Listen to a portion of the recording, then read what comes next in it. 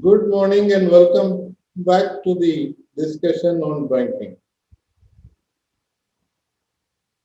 Last week we discussed about the need for nationalization of banks in India. 1969, 14 banks were nationalized. Subsequently, six more banks were nationalized in 1980. I had outlined the objectives of nationalization in the previous discussion. Now let us discuss whether really we achieve anything out of nationalization. First of all, nationalization was aimed at mobilizing the deposits of the common man, including people from the rural area, and deploying it as credit in the same area itself so that there is a growth in the economy in the grassroots level, rural, semi-urban area. Now, if we look at the statistics, 1991, from almost nil branches in the rural area during 1969, by 1991, 58% of the branches of the commercial banks in India were in the rural area. A tremendous shift. Similarly, the deposits in 1969, rural deposit was just 3.3%, but this reached to 15% in 1991. Again, if we see the credit loans, it was only 2.3% in the rural areas in 1969, but it went up to 15%, rather 15.9% by 1991. That means the rural area, the people were getting credit now more than what existed earlier. Another important aspect is that the credit ratio. What is the credit ratio? Out of the total deposits in a particular locality, how much is given as loan in the same place? Earlier, deposit was collected, but loans were given in the cities to the businessmen. So local people were not getting any loans. But now it changed totally. By 1991, the credit deposit ratio in the rural areas became 97%. That means if you get 100 rupees as deposit, 97 rupee was given as loan in the same area itself to different people. So that was helping the economy to grow. They were taking the loans to do some economic activity. Maybe agriculture, maybe industry, maybe trade. Again, if we see 50% of the population in 1969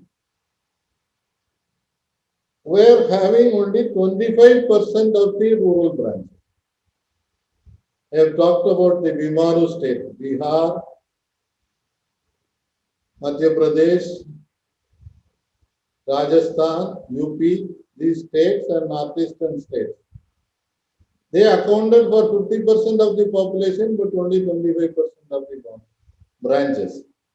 But that increased to 42.6%, almost nearing 50% in the 1991. Then if we take the agriculture credit, from 2.2% agriculture credit in 1969, it went to 15% and then to 18%. By 1991, it was more than 18%. So, this 18% loan to agriculture was a real boom for the small farmers. Now, if you look at a more interesting figure, the loans which were given as after nationalization, they were not big loans. They were small loans given to millions of people, crores of people. 1991, 1983, from 1969 to 83, if we see the growth, the total loans which was classified as very small loans, that is less than 10,000 rupee loan. One single borrower getting 10,000 or less than that as loan. In 1983, out of the total loans given in the banking sector, 95% of the loan was less than 10 rupees, 10,000 rupees. That means it is really the small people, the ordinary people, the weaker section, the poor people who are getting the loan. This further improved if we see in 1992 statistics. They revised the norms. Small loans, 10,000 became very small. So RBI classified it as 25,000 rupees. So small loans which are less than 25,000 rupees, that became 97% of the total loans given. See the tremendous change it would have brought to the economy. Very clear data shows that the income inequality came down during this period. 1% of the population was owning 21% of the total assets in the country during 1940. Just top 1% was owning 40% of the wealth in the country. But 1992, it came down to 6%. The income inequality came down. They did not lose their money, but the bottom 51% grew. So the percentage changed. The bottom 51% was growing during the period of nationalization, after the nationalization. So, how this was achieved? There was a targeted credit. Number one, there was a scheme called the Lead Bank Scheme. In every district, one bank was given a responsibility that this district you have to develop, so you have to prepare a district credit plan. Banks did it. Then the priority sector norms were prepared. Now it is 40% of the total credit has to go to the priority sector. Out of that, 18% has to go to only agriculture sector.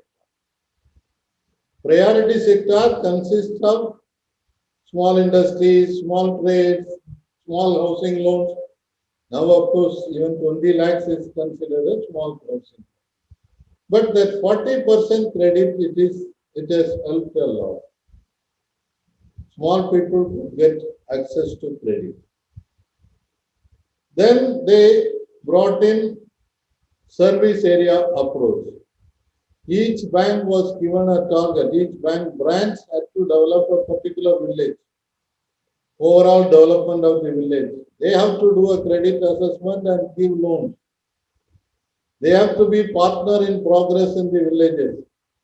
So that way, the public sector banks had a major role to play to bring down income inequality and to improve the lives of people in the rural, semi-urban as well as urban areas by launching and conducting various loan schemes for the larger majority of the people.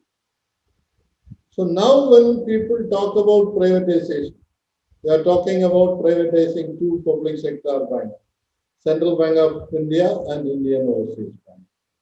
This will all get reversed. Small people will not get credit. Only big people will get loans. Small people will not be able to go and even deposit money.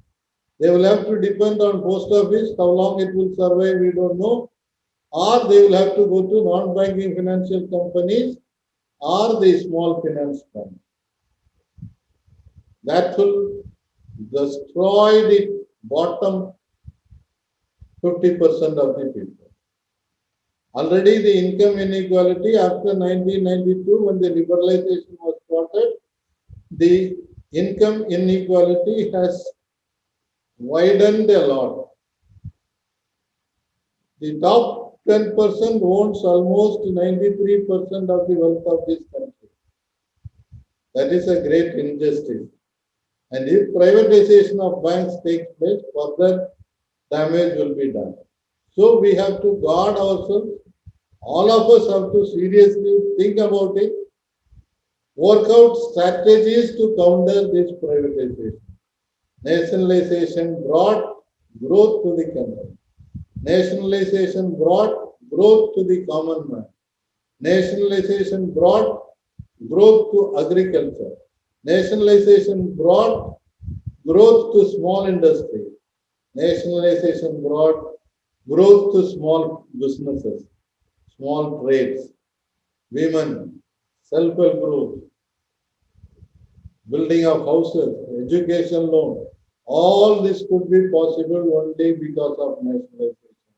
So let us learn from history and fight to preserve the principles of nationalization and see that no bank is privatized. Thank you, Ananda. See you again next week.